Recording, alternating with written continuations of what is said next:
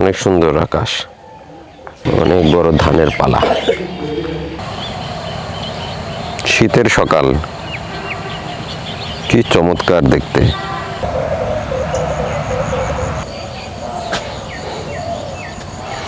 ধান পেকে গেছে প্রায়, কদিন পরে কাটা যাবে।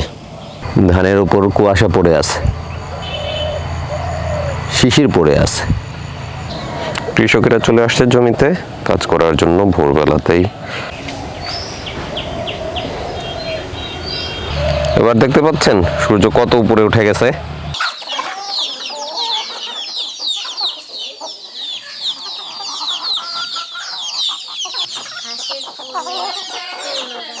আচ্ছা,